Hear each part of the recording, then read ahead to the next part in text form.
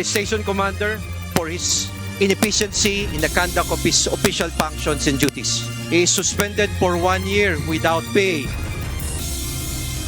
4 na tauhan ng Philippine Coast Guard inalis sa pwesto kasunod ng trahedya ng MV Tricia Kirsten sa Basilan. Ang gulong overloading at 1-decker classification kinwestiyon sa Kamara. Walang nakikita malakas na kandidato ang administrasyon. So maaari maganap ito outside the administration. At ang pinakamalapit ay ang mga dilawan na pinklawan ng mga political leaders. Mayor Leni Robredo posibleng nakikitaan ng Marcos administration ng potensyal bilang malakas na pantapat kay Vice President Sara Duterte sa 2028 elections ayon sa isang political. Diba? We want to make life easier for every ordinary person para hindi na siya mahirapan. Nag-uutang na nga siya kasi hirap siya, diba? Tapos papahirapan pa natin siya. So we're trying to make it easy for everybody. Kontribusyon ng Social Security System members hindi itataas kahit maipatupad ang huling tranche ng pension increase sa 2027. Argumento ng depensa ilalatag sa ikatlong araw ng confirmation of charges hearing sa kaso ni dating Pangulong Rodrigo Duterte.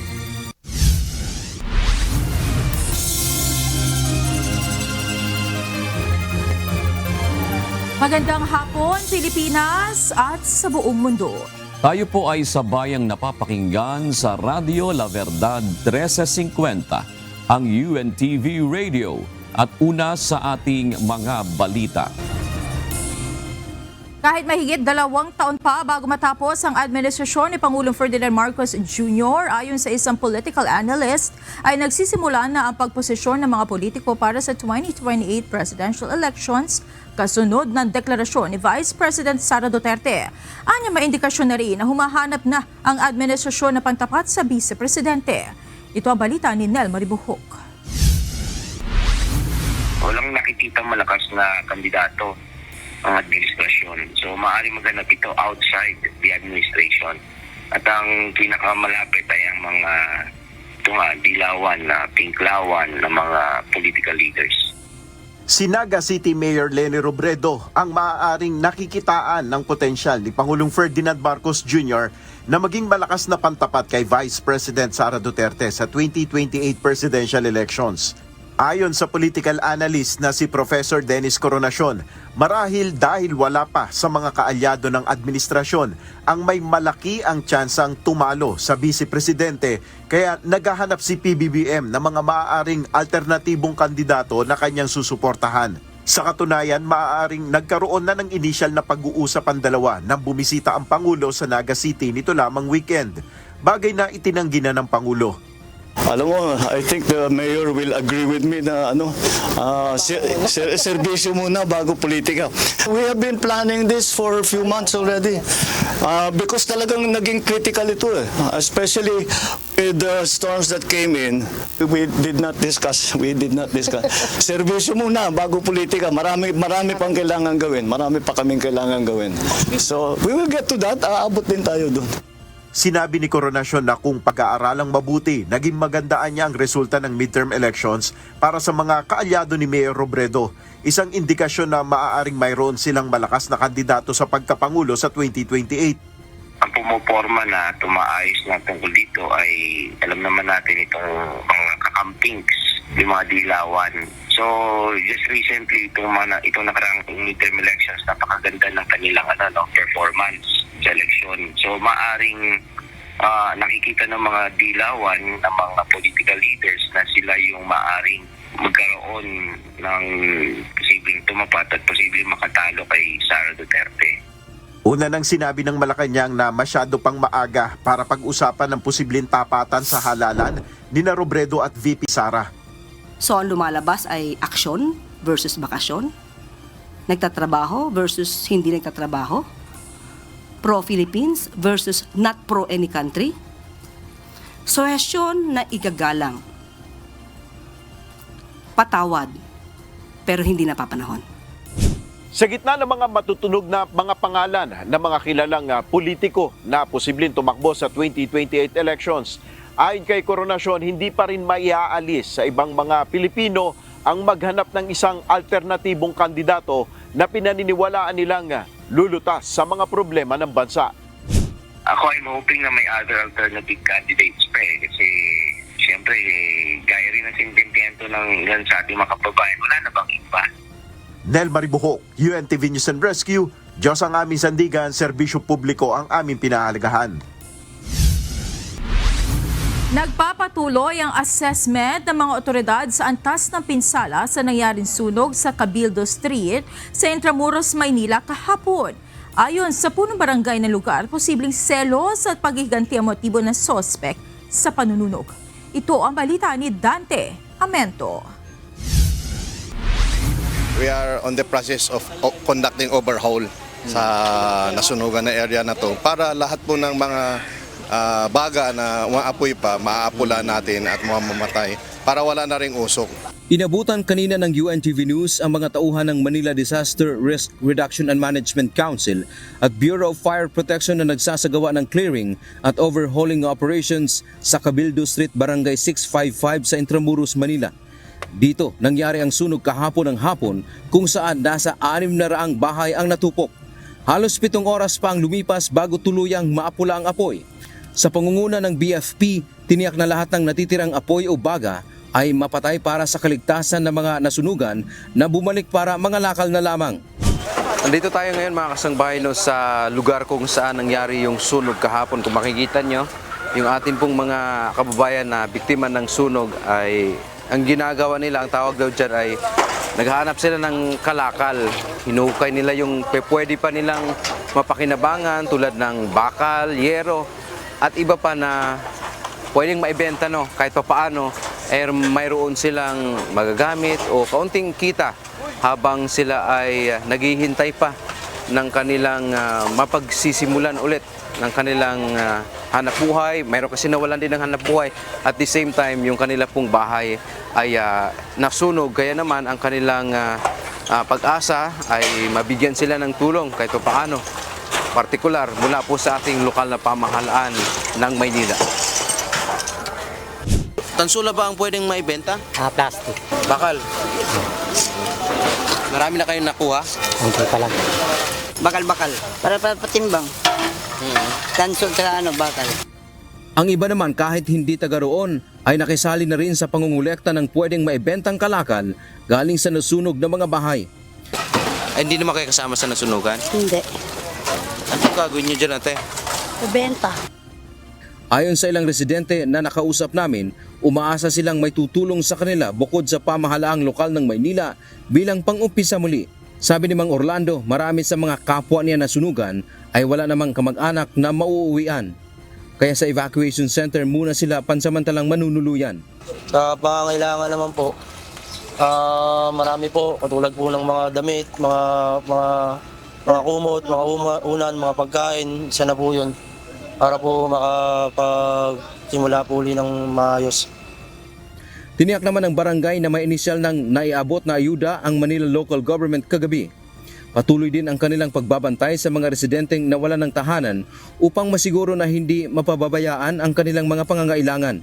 Samantala, nakakulong na ang lalaking sinasabing nagpasimula ng sunog sa lugar. Base sa inisyal na investigasyon, selos ang motibo nito sa kanyang ginawa. Labas-pasok sa kulungan to Dahil tirador ba, akit bahay.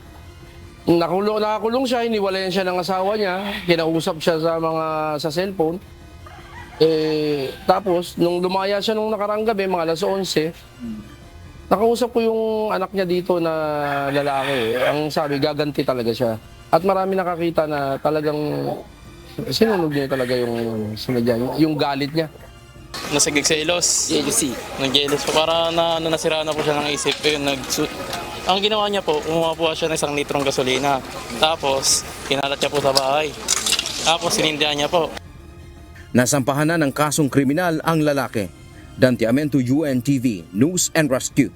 Diyos ang aming sandigan, serbisyo publiko ang aming pinahahalagahan.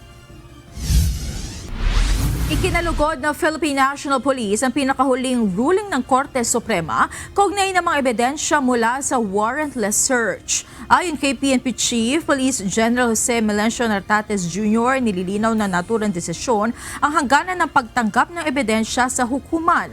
Sa ilalim na desisyon ng Korte Suprema, ang ebidensyang nakalap mula sa isang lehitimong warrantless search ay maaari na gamitin sa mga legal na pagdinig kahit hindi lantad ang mga ito. Dati, tanging mga bagay lamang na nasa plain view ang maaaring tanggapin na nagdulot ng pangamba sa mga pulis. Ayon kay General Nartates, ang naturang desisyon ay makatutulong sa pulisya para sa mas mataas na conviction sa mga nahuhuling sospek. Naharang ng mga tauhan ng Presidential Anti-Organized Crime Commission ang isang truck na naglalaman ng copper o tanso mula sa Zamboanga patungo ng Iligan City. Ayon sa ahensya, walang kaukulang permit ang kargamento mula sa Mines and Geosciences Bureau ng Department of Environment and Natural Resources. Ito ang balita ni Lea Ilagan. This is an intel-driven operation actually. This is through interception po ng ating tropa na nakastation. Ang tawag po natin doon, border control points. Papasok po siya ng Iligan City. May mga tropa po tayo doon. And yun nga ho, may na-intercept sila na mineral which is copper. Hindi nakaligtas sa mga nag-aamang na tauhan ng Presidential Anti-Organized Crime Commission ang isang truck na ito sa kahabaan ng Macapagal Highway, Barangay Juarez, Iligan City. Sinita ng mga otoridad ang truck matapos paghinalaan dahil sa malabong plate number. Nang tanungin ang driver kung ano ang laman ng truck, sinabi umano nito na scrap metal ang kanilang dala. Subalit, ayon kay PAOK Media Relations Officer, Police Lieutenant Colonel Michelle Olivar, nang buksan ang truck para inspeksyonin, bumulaga sa mga otoridad ang nasa 500 na sako ng copper. Naka-deputize po ng MGB yung ating tropa sa checkpoint.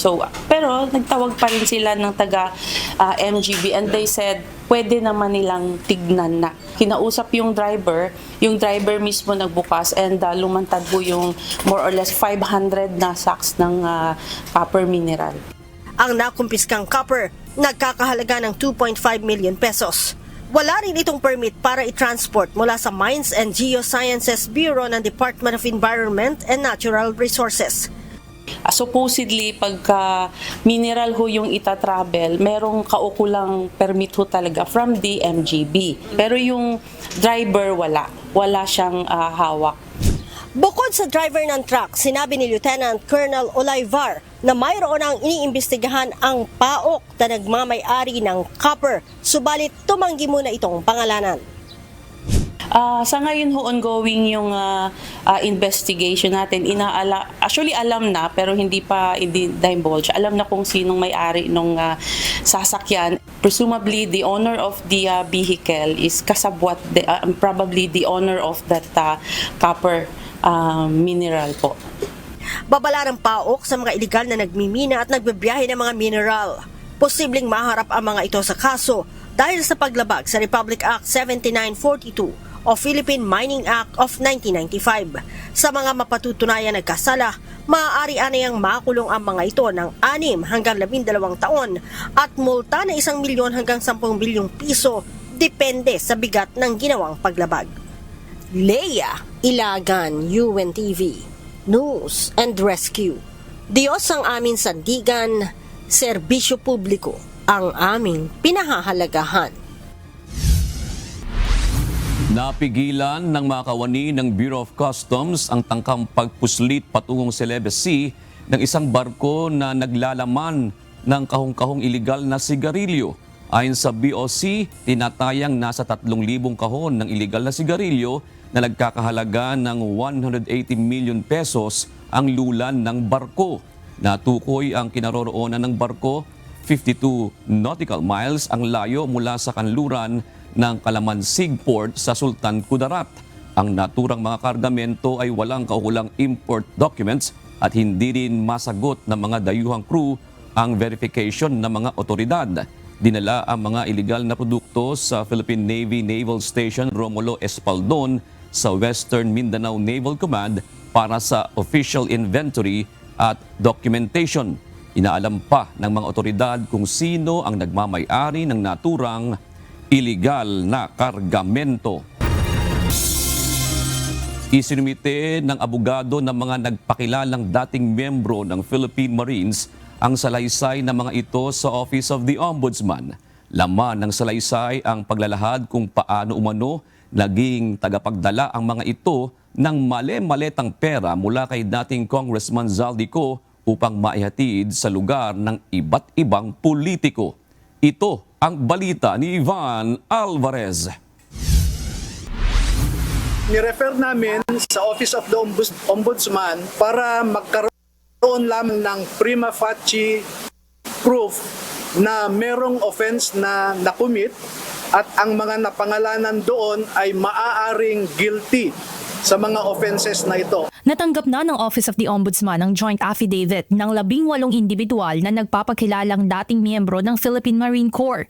Sa sinumpaang salaysay ng mga ito, nakasaad na mga dati silang security aide ni former congressman at ngayon fugitive na si Zaldico at nag-deliver umano ng mali-maletang pera sa iba't ibang politiko. Ayon kay Attorney Levy Baligod, walang ibang ahensya ng gobyerno maaaring humawak ng affidavit kundi ang Ombudsman upang maisagawa ang mga karapat-dapat na aksyon para rito. Ang basehan po namin ay tumanggap sila ng milyon-milyon na pera pero hindi po yan naipakita sa kanilang salin. At pag mag-iimbestiga pa ang Ombudsman ay maaaring makita nila na merong malversation at saka bribery. Ayon sa Office of the Ombudsman, dadaan ang isinumiting affidavit sa tamang proseso, ngunit sa ngayon, hindi pa ito maituturing na verified complaint para magsagawa ng formal proceedings. Sasailalim muna ang mga dokumento sa standard evaluation process. Kabilang dito ang pagpapasya kung sufficient in form at substance at may mga sapat na batayan upang magsagawa ng investigasyon. Tiniyak rin ng ahensya na maingat nilang susuriin ang nilalaman ng affidavit, kredibilidad ng mga pumirma dito at ang mga ebidensyang kalakip ng mga dokumento. Dahil sa dami ng mga personalidad na nabanggit at malinaw na political context, nagpaalala ang anti-graft body na hindi dapat gamiting political arena ang Office of the Ombudsman dahil mananatili itong independent at nakabatay lamang sa mga ebidensya, batas at due process. Evan Alvarez, UNTV News and Rescue. Diyos ang aming sandigan, serbisyo publiko ang aming pinakahalagahan.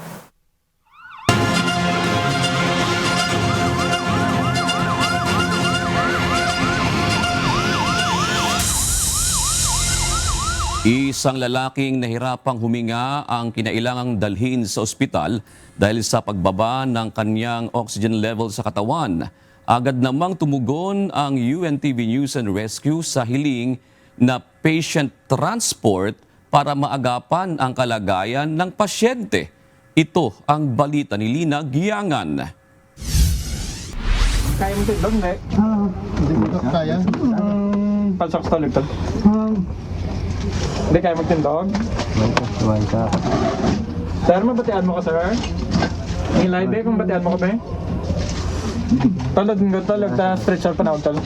Tumugon ang UNTV News and Rescue Team sa tawag ng Bacolod City Disaster Risk Reduction and Management Office hinggil sa isang 45 anyos na pasyenteng nahihirapang huminga.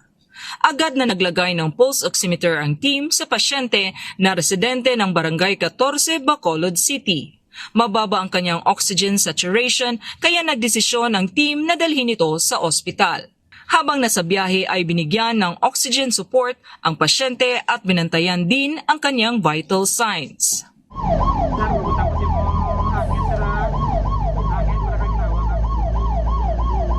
Ayon sa ina ng pasyente, may history ng hika ang pasyente at halos 5 araw na ring nilalagnat. May problema rin sa pag-iisip ang pasyente ayon sa nakababata nitong kapatid.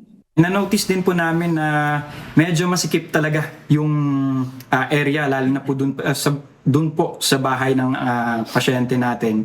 And napilitan po kaming gumamit po ng mga additional resources para po masigurado po natin na maikarga po yung pasyente sa ating pong stretcher at saka sa ambulance ng safe at ma-secure po yung kanya pong kalagayan. Dinala ang pasyente sa Corazon Luxin Montelibano Memorial Regional Hospital para sa karagdagang atensyong medikal. Sa mga nangangailangan ng agarang tulong sa panahon ng aksidente o sakuna, maaaring makipag-ugnayan sa UNTV News and Rescue Hotline 8911 UNTV o 8911-8688. Linagyangan UNTV News and Rescue. Diyos ang aming sandigan, serbisyo publiko ang aming pinahahalagahan.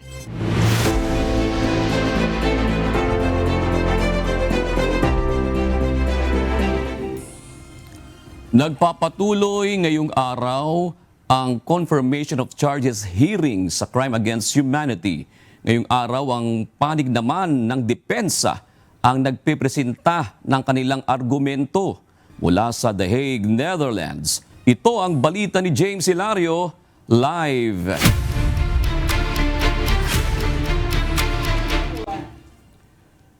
James, ano ang update dyan sa International Criminal Court at sino-sinong personalidad ang nariyan ngayon?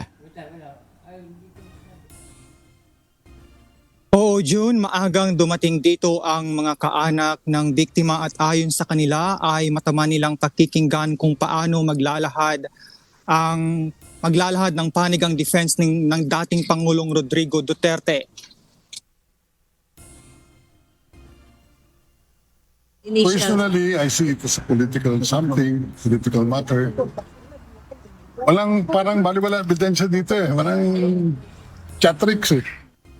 Political kung ilarawan ng mga Pilipinong abogado ni dating Pangulong Rodrigo Duterte ang isinasagawang confirmation of charges sa International Criminal Court. Ayon kay dating Executive Secretary Salvador Medialdea, puro istorya o kwento lamang ang batayan sa reklamo. Hindi natin alam ang oras, sino, kailan. No? Walang sufficient definiteness kung sino ang... Probably, hindi natin alam ang procedure dito sa ICC. Iba ang sistema nila. But as lawyers, Filipino lawyers, bigyan nyo kami ng... Yung nakikita namin na masasagot namin ng tama. Sinabi ni Attorney Martin Delgra na kitang-kita naman ang political character ng kaso simula pa lang sa sapilitang pagsuko at pagkidnap sa dating Pangulo. So ano pa yung maaasahan natin dito? Insofar as that aspect is concerned, not the judicial process. Why is it political? And this is just my personal view. There is a policy of government all across administration na pag may isang Pilipino sa labas ng bansa na inaresto, dinitine, even tried in court, and even convicted, the policy of government across administration from Cory Aquino all the way up to BBM is to exert all available resources of government to bring that Filipino home. At kung susuriin lang anyang mabuti ng ICC judges, walang matibay na ebidensyang naipresenta ang prosecutors. The strongest bet, they presented it yesterday. One of those was the video doon sa alleged shooting sa Agdao Public Market in Davao City. Pagkatapos ng hearing yesterday, there was a quick rebuke from the author of that video. The journalist who took that video. And everything, according to him, is not what the ICC prosecutor was trying to portray before the ICC judges. So, yun po. Yun pa lang, talo na sila doon. Para naman kay Attorney Salvador Panelo, bukod sa pag-giit na walang jurisdiksyon ng ICC sa kaso ni FPRRD, wala na silang kailangan pang gawin o patunayan para ma-dismiss ang reklamo. There's nothing to debunk. They have not proven their charges against the accused. So what is there to debunk? The accused is presuming innocent and proven guilty, and the prosecution has the burden to prove its case. Sa huli, kampante sila sa kakayahan ni Attorney Nicholas Kaufman at mataas ang tsansang ma-dismiss ang reklamong kinaharap ng dating Pangulo. Sa ngayon, June, ay nagsimula na sa paglalatag ng argumento ng depensa si Attorney Nicholas Kaufman at babantayan natin kung ano ang magiging takbo ng pagdinig dito sa ICC. Balik sa inyo dyan sa Pilipinas, June. Maraming salamat, James Hilario. Nagpahayag ng paghanga si Vice President Sara Duterte sa katapangan ng mga dati umanong security personnel ni former Congressman Zaldico. Ito ay matapos silang maglakas loob na ilantad ang kanilang nalalaman hinggil sa umano'y pakikipag-ugnayan ng pamahalaan sa International Criminal Court. Ayon kay VP Sara, hindi pangkaraniwan ang hakbang na ito ng mga saksi dahil buhay nila ang nakataya sa paglalabas ng katotohanan. Binigyang diin ng pangalawang Pangulo na ang mga testimonya ay nagpapatunay ng kanyang naunang babala kina dating Pangulong Rodrigo Duterte at Senator Bato de la Rosa ukol sa operasyon ng ICC sa Pilipinas. Anya, hindi lamang ito simpleng bangayan ng mga politiko. Giit ni VP Sara, ito ay usapin ng pambansang soberanya at pagtatakda ng limitasyon sa pakikialam ng mga dayuhang institusyon sa loob ng ating bansa. Wala sa kasalukuyang agenda ng pamahalaan ang muling pagsali ng Pilipinas sa International Criminal Court o ICC. Ayon kay Palace Press Officer Undersecretary Claire Castro, hindi pa napag-uusapan at hindi pa nabibigyan ng prioridad ng Pangulo ang usapin ng pagbabalik sa ICC kahit may inihain ng resolusyon ng ilang mambabatas para rito. Ang pahayag ay kasunod ng House Resolution number 809 na inihain ng Makabayan Bloc na humihiling na muling lagdaan ng Pilipinas ang Rome Statute upang ipakita ang paggalang sa karapatang pantao at mga pandaigdigang obligasyon. Matatandaang umatras ang Pilipinas sa ICC noong 2018 sa ilalim ng administrasyon ni dating Pangulong Rodrigo Duterte. Sa ngayon, hindi po natin nakausap ang Pangulo patungkol sa ICC. Ang huli namin na pag-usapan dyan, siguro mga months ago, hindi pa po napag-uusapan, hindi pa po nabibigyan ng prioridad ang nasabing usapin kung babalik sa ICC ang ating bansa. Magiging maingat na ang National Unity Party o NUP sa pagpapasya kaugnay ng impeachment complaints laban kay Vice President Sara Duterte. Ayon kay House Deputy Speaker Ronnie Puno, hati rin ang pananaw ng partido kaugnay ng usapin. Ito ang balita ni Rosalie Coz. No, this is not the party stand. This is just the consensus of the ones that I have talked to. So the tendency now or the direction now is that we probably will have parang a conscience vote. So that's why we're being very careful about it. Again, everything has to be based on evidence. Ebidensya ang pagbabatayan ng National Unity Party o NUP sa kanilang magiging desisyon kaugnay ng 4 na impeachment complaints laban kay Vice President Sara Duterte. Ayon kay House Deputy Speaker at NUP Chairperson, Antipolo 1st District Representative Ronnie Puno, maingat nilang susuriin ang mga reklamo, kabilang na kung may katibayan ba sa aligasyong ibinulsa ang 100 bilyong pisong halaga ng confidential funds. Ito ay kasunod ng inilabas na pahayag ng NUP gabi ng Miyerkules, February 25, kung saan nakasaad na kung walang lalabas na malinaw at matibay ni ebidensya na makapagpapabago sa batayan ng reklamong impeachment laban kay VP Duterte, malamang ay hindi ito susuportahan ng NUP. Ngunit paglilinaw ni Deputy Speaker Puno, hindi ito ang posisyon ng buong partido kundi ng mayorya ng kanilang mga miyembro na kinausap niya.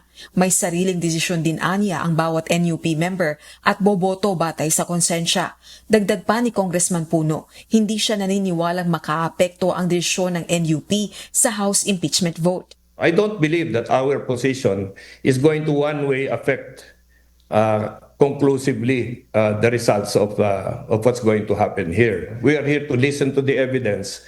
If there is evidence that links the Vice President to any liability, then we will vote accordingly. If there is none, we will also vote accordingly. Ayon naman sa ilang kongresistang miyembro ng NUP, hindi sila dinidiktahan sa kung ano ang gagawin kaugnay ng impeachment. Ito ay bagaman aminado si House Senior Deputy Majority Leader at Iloilo 3rd District Representative Lawrence Defensor na hindi ito nakonsulta ng NUP kaugnay ng huling party statement nito. I'm not aware of any specific party statement or official statement from the party. I'm just happy that for as long as I have been a member of the NUP, they have respected my independence when it comes to national issues. wala namang party order na parang lahat tayo dapat hindi bumoto. Ang salita naman, it will be a conscious vote. So it will depend on the House members of the NUP. Kung ano yung sa tingin nilang tama. Nasa 4 na po ang NUP members na pangalawa sa pinakamalaking political party sa Kamara. Samantala, naniniwala naman si House Justice Committee Chairperson at Batangas 2nd District Representative Jervil Luistro na nakakabahala ang issue para sa liderato ng Kamara at posibleng makaapekto sa posisyon ng ilang House members. Maituturing din itong hamon para sa mga endorser ng mga reklamong impeachment. Gayunman, may suporta o walang suporta ang impeachment proceedings, mandato ito ng House Justice Panel.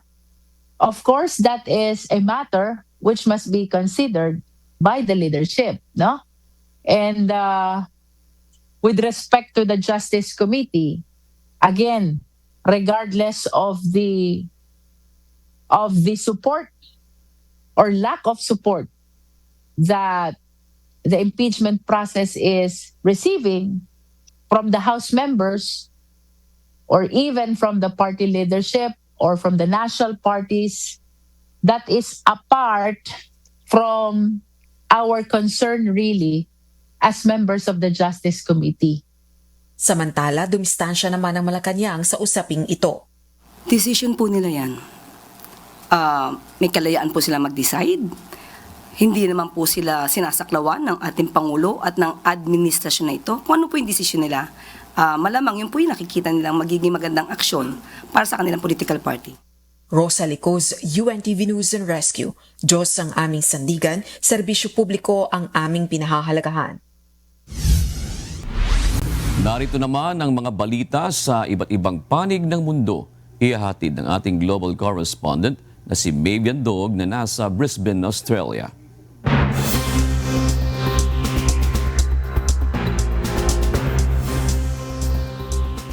Magbibigay ang South Korea ng visa-free entry sa mga group tourist mula sa Indonesia at palalawakin ng paggamit ng automated immigration gates para sa mga mamamayan ng European Union.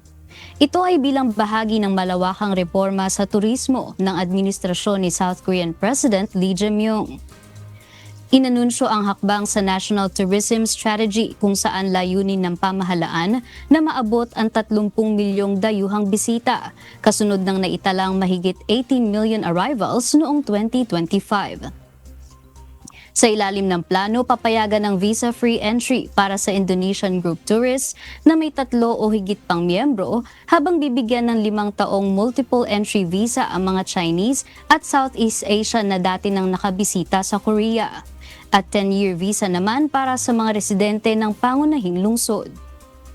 Kasabay nito, palalakasin din ang regional airport routes, palalawakin ang KTX at late-night bus services at paigtingin ang kampanya laban sa overpricing upang mas mapalago ang turismo sa labas ng Seoul at matiyak ang patas na benepisyo para sa mga rehiyon. Dumating na sa Geneva ang delegasyon ng Iran para sa pagpapatuloy ng high-stakes talks kasama ang Estados Unidos, kaugnay ng nuclear program ng Tehran. Kasabay nito, pinalawak ng Washington ang mga ipinapataw nitong sanksyon sa Tehran at nagbabala ng posibleng aksyong militar kung walang magiging kasunduan sa nangyayaring pag-uusap. Ito ang balita ni Carmela Marinda. و در رابطه با گفتگوها چشمانداز این روند رو تلاش کردیم با هدایت و راهنمود مقام معظم رهبری این روند رو طوری مدیریت بشه که انشالله از این بحث نه جنگ نه صلح در بیاییم که اگر این اتفاق هم رخ بده اون وقت خیلی راحت‌تر خواهیم توانست این موانع رو از سر راه برداریم. Nananatiling positibo si Iranian President Masoud Pezeshkian sa ginagawang pag-uusap ng Iran at Estados Unidos sa Geneva kaugnay ng nuclear program ng Iran. Ito ay sa kabila ng banta na military action mula sa Washington at pagpapaigting nito ng sanksyon sa Tehran.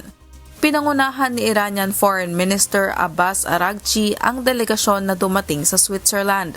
Bago ang formal na pag-uusap, nakipagpulong muna ito sa Omani Foreign Minister upang ipahayag ang posisyon ng Iran sa pag-aalis ng sanctions at sa issue ng nuclear program.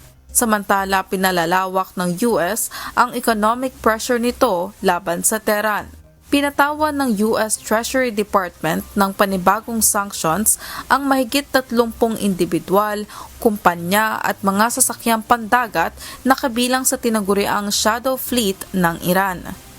Tinarget din ng Office of Foreign Assets Control ang mga network na umano'y tumutulong sa Iran's Islamic Revolutionary Guard at Ministry of Defense na makakuha ng mga materyales at makinarya para sa ballistic missile at iba pang weapons program.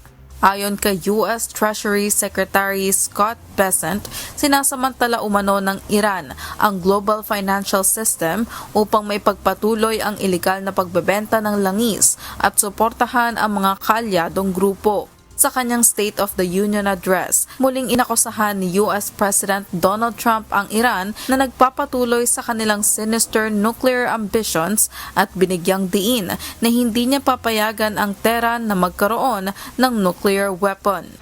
For decades, it had been the policy of the United States never to allow Iran to obtain a nuclear weapon. Many decades. They were warned to make no future attempts to rebuild their weapons program, and in particular, nuclear weapons. Yet they continue starting it all over. We wiped it out, and they want to start all over again.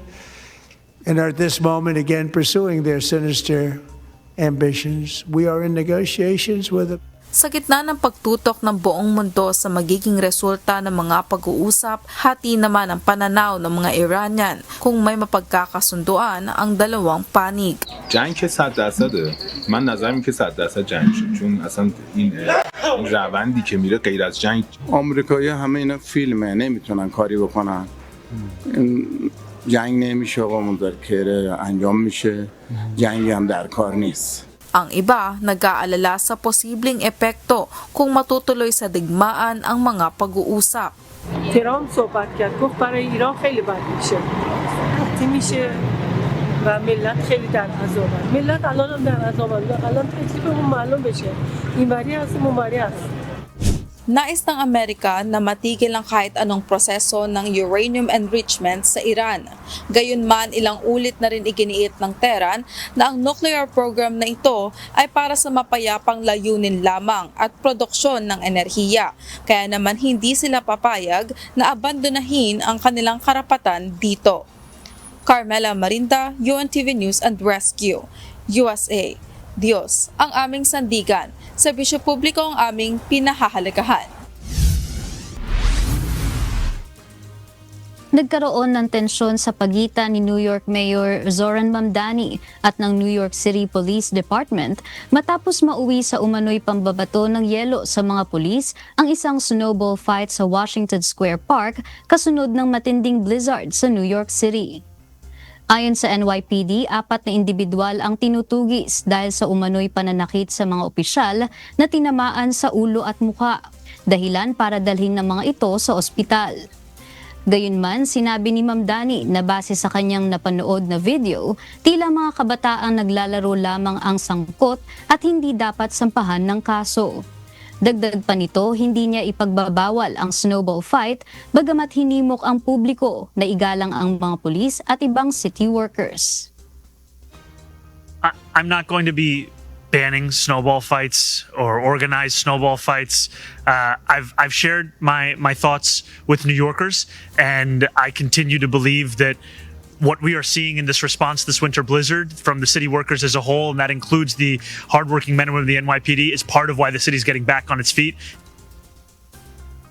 Kinundena naman ng police union ang pahayag ng alkalde at iginiit na hindi simpleng laro ang nangyari at maaaring magbigay ito ng maling mensahe laban sa mga alagad ng batas. At yan ang mga balita mula sa iba't ibang panig ng mundo. Mula dito sa Brisbane, Australia, ako si Mavian Dog. Magandang gabi. Nagpaalala ang Professional Regulation Commission sa mga pagbabago sa disenyo at nilalaman ng Professional Identification Card. Ayon sa PRC, ilang revisions ang kanilang ipatutupad sa content, format at layout ng ID. Ito ay alinsunod sa PRC Resolution No. 2104, Series of 2025 na nagtatakda ng kaukulang mga pagbabago para sa transparency ng pagkakakilanlan ng mga Filipino professionals. Maaaring makita ang revision sa official social media account ng PRC. Tiniyak na Social Security System o SSS na wala silang ipatutupad na pagtaas sa kontribusyon ng kanilang miyembro sa kabila ng pagtaas sa natatanggap na pensyon. Samantala, inunsyo rin ng SSS sa target nilang ipatupad sa second quarter ng 2026 ang bagong benepisyo na micro-pension loan upang makaiwas sa mga Pilipino sa pangungutang sa mga lending company na may mataas na interest. Ito ang balita ni Benedict Samson. Magkano lang ba ang hulog ko noon ng SSS is wala pang 100 peso. Ngayon, nag-pension ako, nag-start ako ng 1,200 sa SSS. Taong 1970 pa naguhulog ng kontribusyon sa Social Security System o SSS ang 73 years old na si Nanay Flor de Lisa Padilla. Ngunit noong 1981, natigil na siya sa pagbabayad, kaya naman maliit lang ang kanyang nakukuhang monthly pension. Bunsod nito, kinakailangan pa rin niya magtrabaho sa barangay sa Mandaluyong City upang kahit papaano ay may magamit siya sa kanyang mga pangangailangan. Siyempre, kaya nga kahit papaano, nagtatrabaho. May maintenance ako doon, high blood, high cholesterol. Ganon. At the age of 68 ako, na mild stroke ako for left. Kaya naman magandang balita para sa kanya ang inanunsyo ng SSS na pagkakaroon ng pagtaas ng pensyon hanggang sa taong 2027. Yung increase na 10% para sa akin, malaking bagay na yun. Kasi nadagdagan ng 200 yung aking pensyon. Imbis na 2002, naging 2,400. Ngayong year, 2026, increase ulit ng 200, o de magiging 2,400. Ayon sa SSS, ngayong taon hanggang sa susunod na taon ay makatatanggap ulit ng 10% increase sa Setyembre ang retired at disabled pensioner, habang 5% na dagdag sa buwang pensyon naman para sa death o survivor pensioner. Kung susumahin mula 2025 hanggang 2027, aabot sa 33% ang dagdag sa retirement or disability at 16% para sa death or survivor na mapapakinabangan naman ng nasa 3.9 milyon na pensioner sa bansa. Ayon kay SSS President and CEO Robert Joseph Declaro, ito ay dahil sa patuloy na pagtaas ng kanilang reserve fund na umabot sa 1 trillion pesos noong 2025.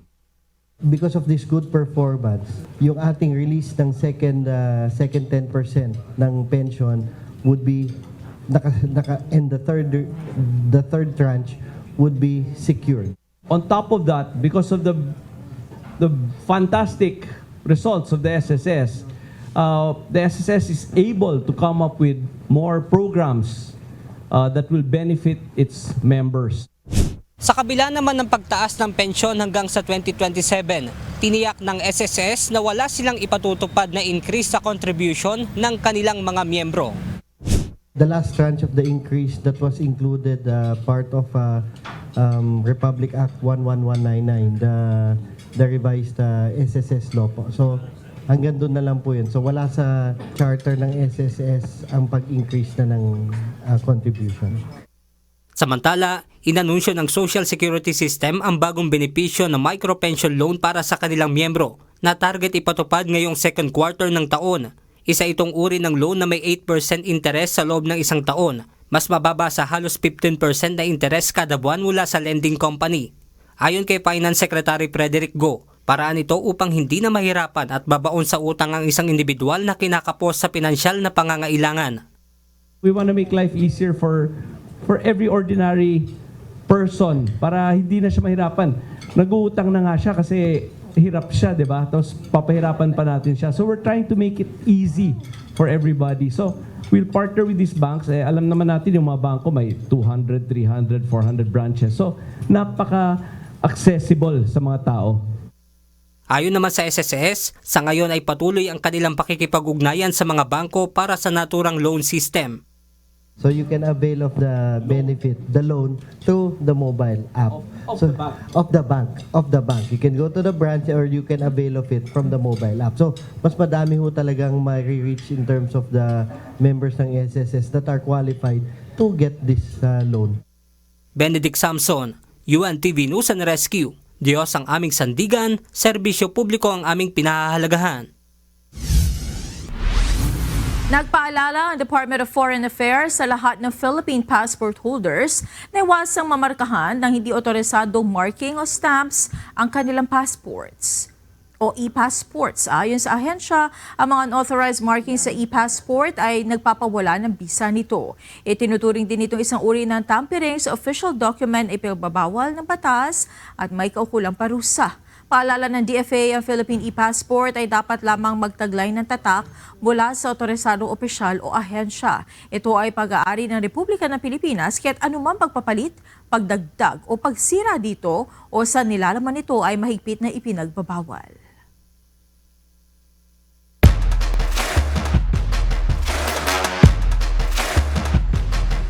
Maituturing na makasaysayan ang pagkapanalo ng Japanese duo figure skater na sina Miura Riku at Hikaru Ruichi sa ginanap na 2026 Winter Olympics kamakailan. Ang kanilang tagumpay ang kauna-unang Olympic gold medal na nakamit ng bansang Japan sa pair figure skating category ng torneo. Ito ang balita ni Dulce Alricon. Na 2026 Milan Cortina Winter Olympics sa bansang Italy. Inanunsyo ng New NAIA Infrastructure Corporation o NNIC ang mga pagbabago sa terminal assignments para sa mga international flights simula March 29. Ito ay sa layuning maibsan ang siksikan sa paliparan. Mula Terminal 1, ililipat sa Terminal 3 ang operasyon ng Air China, China Eastern, Vietnam Airlines, Royal Brunei at Shenzhen Airlines simula March 29. Susunod naman ang Japan Airlines sa April 1. Samantala, ang mga international flight na AirAsia Philippines at AirAsia Berhad na may flight codes na nagsisimula sa Z2 at AK ay ililipat mula Terminal 3 patungong Terminal 1. Mananatili namang walang pagbabago sa operasyon ng Terminal 2. Lahat ng domestic flights ng AirAsia Philippines ay patuloy na lilipad mula sa Terminal 2. Simula sa mga nabanggit na petsa, lahat ng proseso gaya ng check-in, baggage drop, boarding at baggage claim ay gagawin sa bagong terminal assignments. Paalala ng NNIC, siguraduhin ang tamang terminal bago pumunta sa paliparan upang maiwasan ang abala. 4 na tauhan ng Philippine Coast Guard ang inalis sa pwesto punsod ng paglubog ng MV Trisha Kirsten. Batay ito sa ulat na inilahad sa ikalawang pagdinig ng House Committee on Transportation kaugnay ng trahedya. Ito ang balita ni Mia Alonzo. The station commander for his inefficiency in the conduct of his official functions and duties. He is suspended for 1 year without pay. The team leader of the boarding team for gross neglect of duty is dismissed from the service without honor. This is not merely a dismissal, but this is dismissal without honor. Tinanggal sa pwesto ang 4 na tauhan ng Philippine Coast Guard o PCG na kasama sa pre-departure inspection team ng lumubog na MV Trisha Kirsten 3 sa Basilan noong January 26, 2026. Bunsod ito sa kanilang kabiguang magsagawa ng beripikasyon sa aktwal na bilang ng mga pasahero at tamang load line markings ng barko na pawang mga kritikal na hakbang upang matiyak ang kaligtasan sa paglalayag. Kabilang sa inalisin na Petty Officer First Class Sabhal Toraini, Petty Officer 3rd Class Khalid Asmawil, Petty Officer 3rd Class Alyazar Muyong, at Apprentice Seawoman Maria Anawi. Demotion naman ang inabot ng isa pang tauhan ng PCG na si Petty Officer Stony Barreto. Samantalang suspended without pay naman sa loob ng 1 taon sina Lieutenant Commander Tristan Hiner Eridiano at Lieutenant Jason Pagbunokan na nagsilbing Station Commander at Acting Station Commander sa Zamboanga. Inatasan din ng mga ito na sumailalim sa mandatory retrainings. Kaugnay nito, palaisipan din para sa ilang mga kongresista kung papaanong nakalusot ang pinahihintulutang bilang ng mga pasahero na maaaring ilulan sa barko, gayon din kung paanong nakalusot ang mga cargo truck na hindi man lang dumadaan sa weighing bridge. Paano po lulusot yung truck na hindi dumaan sa weighing scale? So how can you say, paano nyo malalaman na yung na hindi overloaded kung hindi dumadaan yung mga trucks sa weighing scale? So anong basis ninyo sa pagsabi na hindi nyo tiningnan na 500 tons ang laman nito? Hindi nyo tiningnan kasi hindi dumaan sa So hindi alam. Again, Mr. Chair, ang Philippine Coast Guard po, ayon po sa aming mandato, the existing policy, hindi na po namin sakop yung isa-isahin pong siguro ding pagtitimbang. Hindi, sa manifest po isasubmit sa inyo nung shipping company. Hindi nyo ba tiningnan? Ilang ang cargo na dumating dito, 500 tons. Hindi nyo tiningnan? Tinignan po at nakalagay po nakalagay? doon sa manifesto pong nahawakan kasama sa Master's Declaration of Cert Departure, Mr. Ilan? Chair. Hindi po overloaded eh. Muli namang inusisa ni Akbayan House Party List Representative Dada Kiram Ismula ang Maritime Industry Authority o Marina kung bakit idideklarang 1-decker ang barko samantalang 3-decker ang lumubog na passenger ship. Naniniwala po ba kayo na 3-decker ship po ba to? Again, technical po yung, if I may, ang definition namin sa deck. So I would agree, meron pong superstructures, pero technical definition, isang deck po siya. Pero ang visual nating nakikita, 3 levels sila. So yun po yung in-explain ko na technical definition of the deck, pero we have 3 levels of the superstructures of the ship. I agree with that, ma'am. Naintindihan ko yung technical side niya po. Pero still, if you visualize it, it is still a 3-decker ship. Ibig po bang sabihin na kapag ginawa ko yung 5-decker ship at sabihin ninyong technical, 1-decker pa rin po siya? I would refer to the naval architect, pero sa limited knowledge ko po, until walang na hindi nasasatisfy yung definition ng deck, then it appears it would be 1-decker pero 5 levels. Ma'am, sa naging sagot niyo po, how can Marina be trusted to do their due diligence if something as big as 2 additional decks sa barko ay parang nagbubulag-bulagan lang tayo, sasabihin natin 1-decker lang siya dahil technical matter. Bunsod naman ng overloading, flooding at shifting ng cargoes, kaya naging mabilis ang paglubog ng barko. Batay din sa ulat ng Marina, sobra sa pinahihintulutang bigat ang kabuuang karga ng barko. So even if we see it or in action or actual na hindi siya dapat lumayag, valid pa rin yung certificate? Yun nga po yung problema na na-issue yung certificate despite that condition. That's why po may mga kaso po tayo. Kailangan po natin yan, ma'am, na silipin din. Mukhang kinakailangan, kapag actual nakita natin na hindi na dapat or hindi na kayang lumayag, dapat binabawi na kaagad yung certificate. Samantala sa huling ulat naman ng PCG kaugnay ng trahedya, umakyat na sa 65 ang nasawi at 293 naman ang na-rescue. Tiniyak naman ng ahensya na bagamat nakatakdang matapos ngayong araw, February 26, ang underwater operation ng PCG Technical Diving Group, magpapatuloy pa rin ang pagpapatrolya sa katubigan at pakikipag-ugnayan sa mga otoridad. Mia Alonso, UNTV News and Rescue. Diyos ang aming sandigan, serbisyo publiko ang aming pinahahalagahan. Naglabas ng paalala ang Land Transportation Franchising and Regulatory Board o LTFRB sa mga driver ng mga pampublikong sasakyan na magsuot ng tamang uniforme habang nagmamaneho. Ito ay kasunod ng serye ng mga roadside inspection na ginagawa ng ahensya kung saan maraming driver ang nakitang lumalabag sa patakaran. Nasa 30 show cause order na ang naisilbi laban sa mga operator at driver nang nahuling hindi nakasuot ng wastong uniforme sa halip ay nakashort at nakatsinelas lamang. Ang mga PUV drivers ay binigyan ng mandato na magsuot ng desente at colored uniform, long pants at closed shoes upang matiyak ang disiplina at profesionalismo sa kanilang hanay. Pinaigting ng Philippine National Police ang investigasyon upang matunton ang sindikato sa likod ng 6.6 billion pesos Shabu Laboratory na natuklasan sa Valenzuela City. Ayon kay Philippine National Police Chief General Jose Milencio Nartates Jr., iniimbestigahan ng mga otoridad kung may iba pang illegal na laboratorio sa bansa na maaaring konektado sa operasyon ng laboratorio sa Valenzuela. Noong February 22, binuwag ng mga operatiba ng PNP at ng Philippine Drug Enforcement Agency ang malaking clandestine shabu laboratory sa Valenzuela City, kung saan nakumpiska ang nasa 906 kilograms ng hinihinalang shabu. Nagsimula na ang taunang Combined Arms Training Exercise o CATEX-Katihan ng Philippine Army. Tinatayang nasa 4,000 sundalo ang nakikilahok ngayon sa pagsasanay na ginaganap sa iba't ibang lugar sa Northern Luzon. Ito ang balita ni Ryan Lacanlale.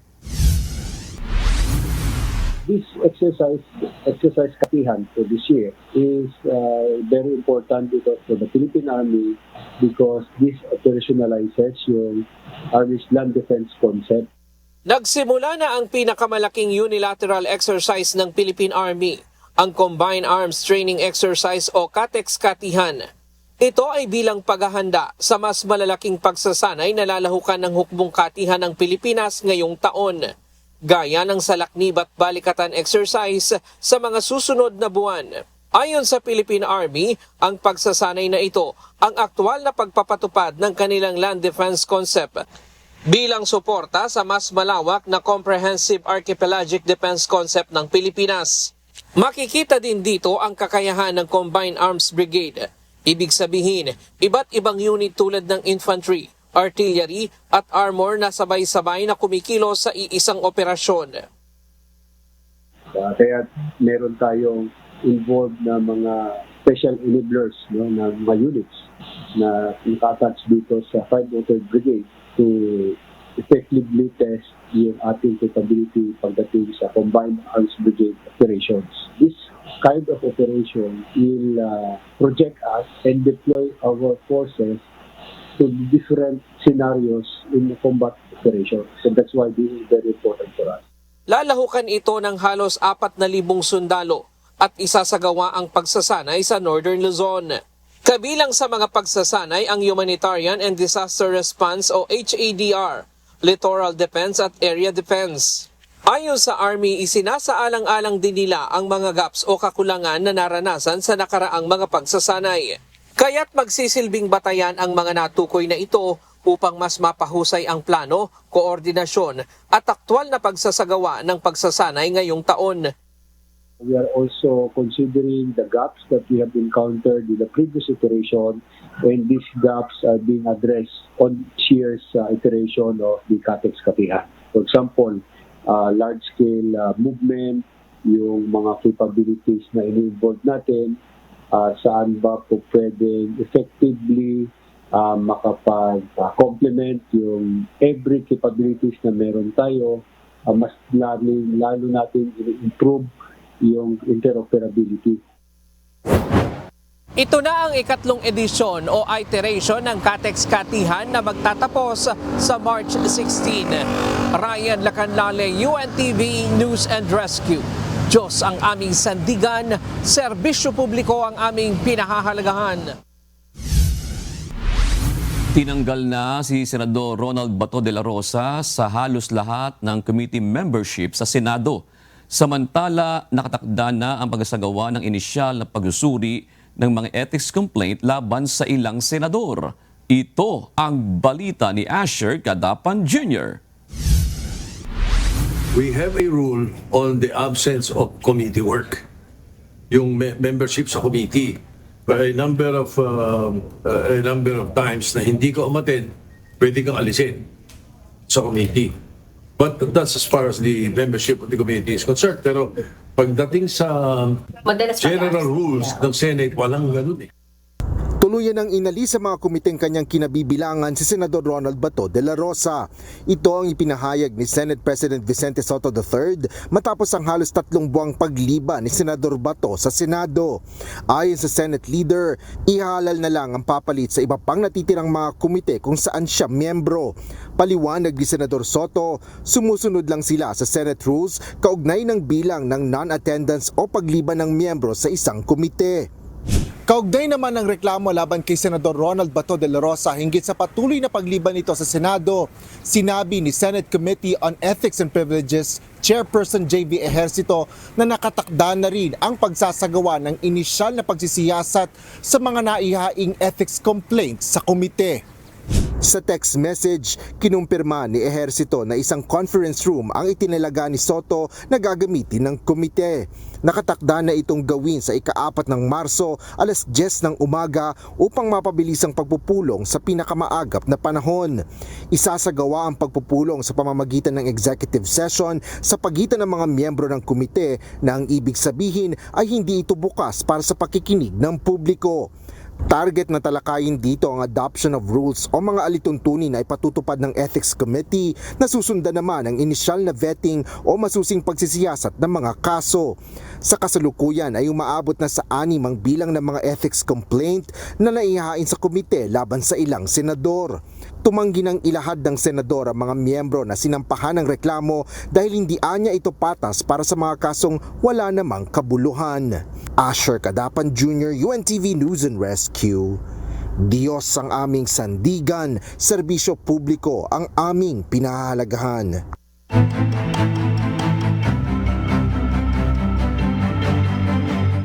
Mas magiging mabilis na ang produksyon ng family food packs dahil sa bagong mechanized production system na Visayas Disaster Resource Center sa Mandaue City. Kanina personal na nag-inspeksyon sa bagong pasilidad si Pangulong Ferdinand Marcos Jr. Ito ang balita ni Clarice Suabi. Kailangan ng water supply. Halos araw-araw may mga insidente tulad ng sunog at iba pang mga kalamidad. Kaya dumarami ang mga Pilipinong nangangailangan ng agarang ayuda mula sa pamahalaan gaya ng family food packs. Isang Visayas Disaster Resource Center ng Department of Social Welfare and Development sa mga naghahanda nito.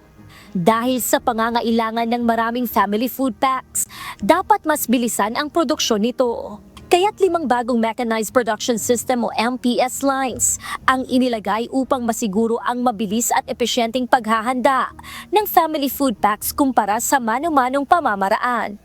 Mula sa 5,000 hanggang 10,000 family food packs na kayang gawin kada araw.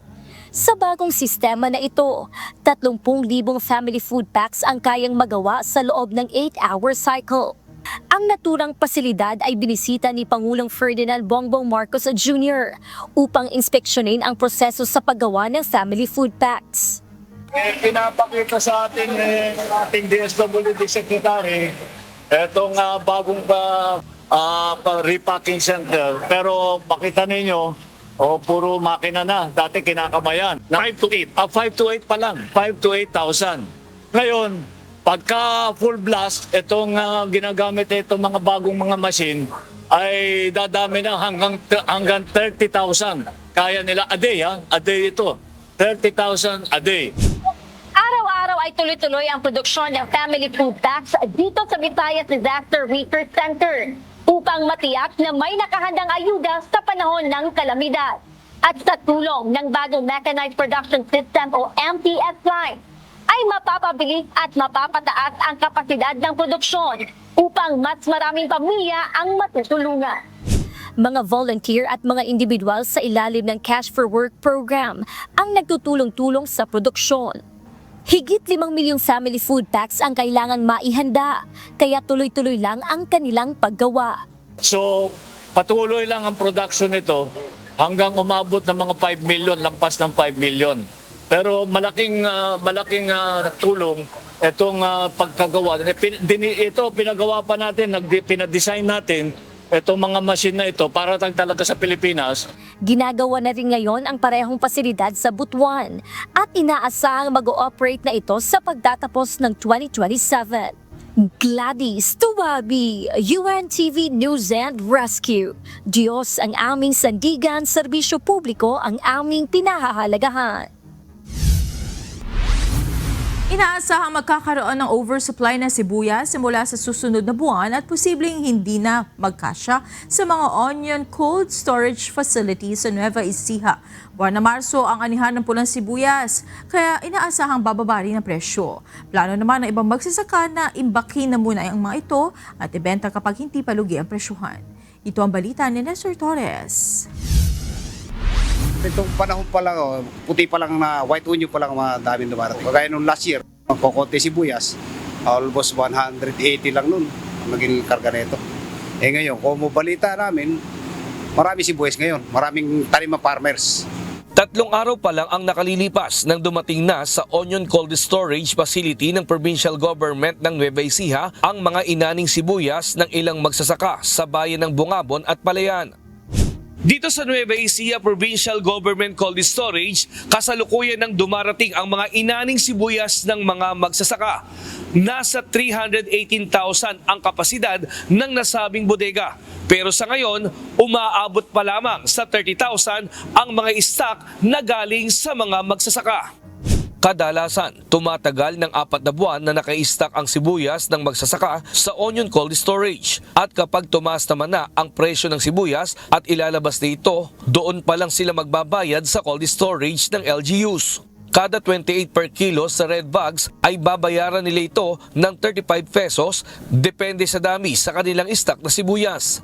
Samantala, inaasahan rin ngayong Marso ang pag-apaw ng dating ng puti at pulang sibuyas sa mga onion cold storage ng LGUs. Sa ngayon, kami ang pinakamababang monthly. Andito naman po ang cold storage natin para po sa mga farmers natin na gusto maglagay. Nakanda po kaming tanggapin sila. Ani po siguro sila mga March. Maaari po mapunutin siguro tayo mga April. So sakali maganda yung magiging ani ng mga magsasaka natin. Para naman sa onion farmer na si Mang Renato Santos, mas pabor sa kanila na mag-stock sila ng sibuyas sa cold storage para wag itong mabulok at mapakinabangan pa nila sa hinaharap. Ang pram gate lang po namin dito ngayon, sa ngayon 30 to 32 sa white. Tapos po pagdating naman sa palengke, ang laki naman na ng presyo. Sa palengke po, baka nagre-retail na sila ng mga 16 yan. Samantalang dito sa amin, ang baba kung tutuusin. Samantala, wala namang dapat ipag-alala sa sibuyas na nasa cold storage dahil binabantayan ito ng mga plant operator na huwag itong masira. Hindi po siya masira dahil una po naka-settings na siya. Tapos ang mahalaga po dito yung mga blower po natin para yung lamig po nasisirculate. Tapos hindi po mag-yelo yung sibuyas. Yun lang naman po nakakasira pagka nag-yelo po yung sibuyas. Nestor Torres, UNTV News and Rescue. Diyos ang aming sandigan, serbisyo publiko ang aming pinahahalagahan. Kaugnay ng gaganaping Panagbanga Festival sa Baguio City, naglabas ang lokal na pamahalaan ng traffic rerouting scheme para sa mga residente at turista na makikiisa sa pagdiriwang. Ayon sa Baguio City Government, isasara sa araw ng Sabado, February 28, ang mga pangunahing lansangan sa lungsod. Ang mga ito ay ang Panagbanga Park South Drive, ang buong kahabaan ng Session Road, Magsaysay Avenue, Harrison Road, Jose Abad Santos Drive at Lake Drive hanggang Melvin Jones. Sarado sa mga motorista ang nasabing mga lansangan mula 1:00 ng umaga hanggang 3:00 ng hapon. Ilan sa mga gaganaping aktibidad sa araw ng Sabado ay ang grand opening, street dancing at floral float parade. Makikita ang buong detalye ng rerouting scheme sa official Facebook page ng Baguio City Information Office. Pinapayuhan ng mga motorista na planuhin ang kanilang biyahe upang makaiwas sa abala.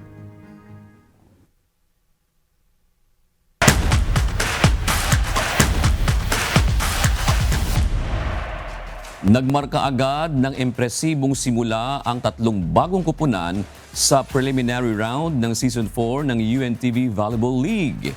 Agad nakapagtala ng kanilang unang panalo ang NHA Home Masters, PhilHealth Health Insurers at DNR Lawin Spikers upang maselyuhan ang pwesto sa winning column sa kanilang debut game. Ito ang balita ni Mia Alonzo. Back row. Sa kanilang pinakaunang pagtapak sa hardcourt ng UNTV Volleyball League sa Paco Arena, agad na nagpasiklab ang DNR Lawin Spikers at walang iniwang puwang kontra MMDA Lady Spikers. Tinapos nilang laban sa score na 25-19, 25-19 at 25-16 para sa isang malinis na 3-0 sweep. Tinanghal na best player of the game si Regine Cabrera na nagtala ng 21 points mula sa 17 attacks at 4 service aces. Yung naging pinaka total ng laro namin is yung pagiging namin, one team sa isang court. Binigay namin lahat 100%. Dapat lahat ng laro 100% ibibigay namin lahat. Dahil dito, first game, first win para sa DNR at planong mas pagtibayin pa ang kanilang atake at depensa sa mga susunod na laban.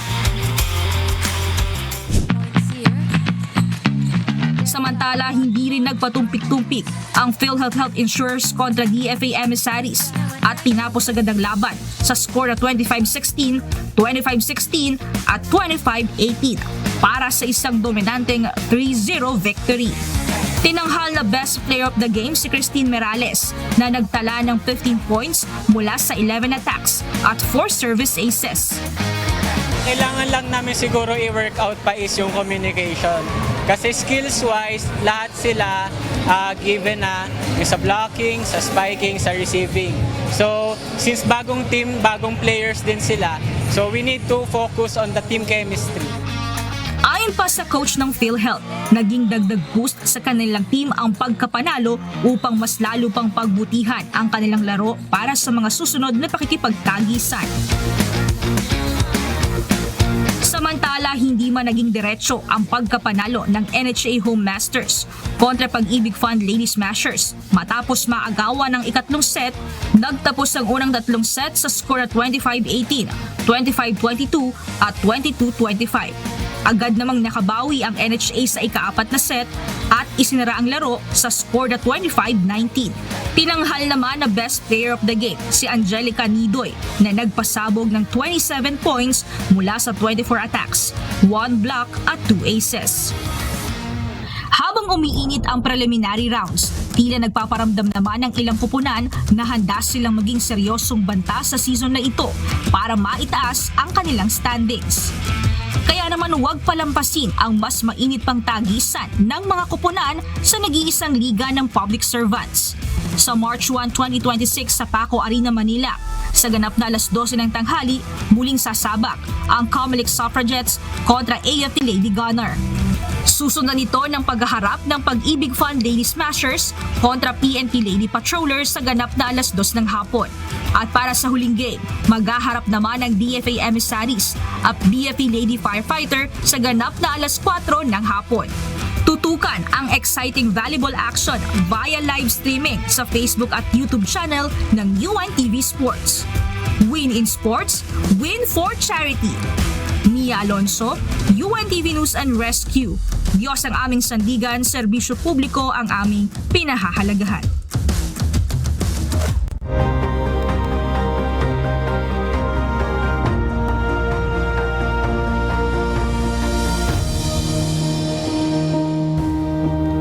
Nakiisa sa drug awareness campaign ng pulisya at barangay sa Liloan sa Misamis Occidental ang Members Church of God International sa pamamagitan ng pamimigay ng libreng pagkain. Nasa 1,000 estudyante at residente sa lugar ang nakinabang sa nasabing aktibidad. Ito ang balita ni Alan Manansala.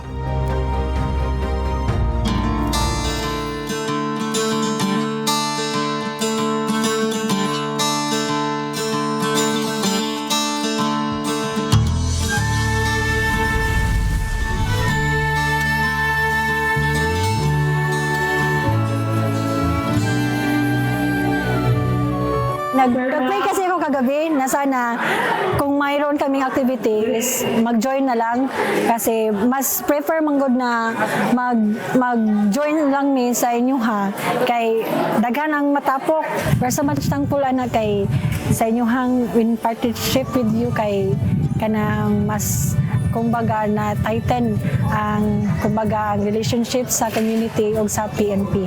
So I hope nga sa sunod-sunod pagyud nga mga activity makauban gihapon mo namo. Magkatulong na namigay ng free meal ang mga pulis at kawani ng barangay sa Barangay Liluan, Bonifacio, Misamis Occidental sa tulong ng Members Church of God International o MCGI. Kasabay ito ng awareness program na pinangunahan ng pamahalaang barangay ng Liluan. Ang mga residente ng barangay at mga estudyante ng Liluan Central School at Bonifacio National High School ang kabilang sa mga benepisaryo ng programa at libreng pagkain. Kasunod nito, nagsagawa naman ng clean-up drive ang mga nakilahok bilang suporta sa programa ng lokal na pamahalaan para mapanatili ang kalinisan sa kanilang komunidad. Bahagi rin ng okasyon ang isang drug awareness campaign na ibinahagi ng MCGI at ng 102nd Maneuver Company sa Barangay Upper Usugan. Layo nitong paigtingin ang kaalaman ng mga mamamayan laban sa illegal na droga. Sa kabuuan, umabot sa mahigit 1,000 individual ang nabigyan ng libreng pagkain sa buong maghapong programa na ikinatuwa naman ng lokal na pamahalaan.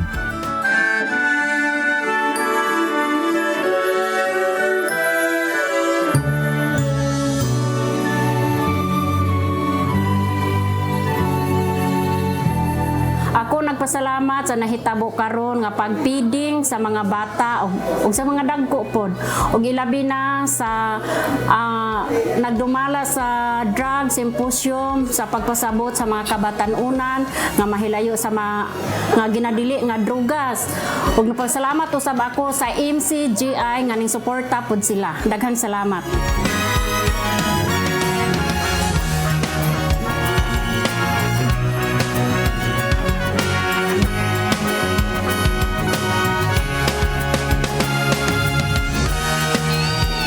Alan Manansala, UNTV News and Rescue. Diyos ang aming sandigan, serbisyo publiko ang aming pinahahalagahan.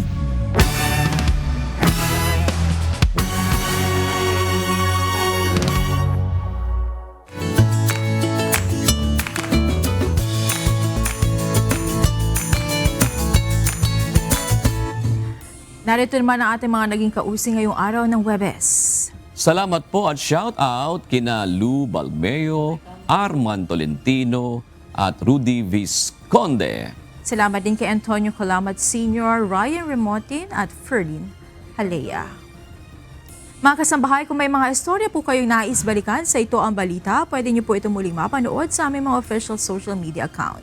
Magtungo lamang po sa UNTV News and Rescue YouTube channel at i-click ang subscribe button. Gayon din sa aming Facebook, Instagram, X at TikTok accounts.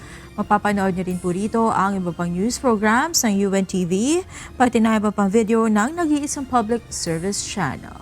Kaya subscribe, like, and share. Narito naman ang salita ng Diyos na ating sandigan mula sa Aklat ng Kawikaan 11 at 17 na nagsasabi, ang mawaing tao ay gumagawa ng mabuti sa kanyang sariling kaluluwa. Ngunit ang taksil ay bumabagabag sa kanyang sariling laman.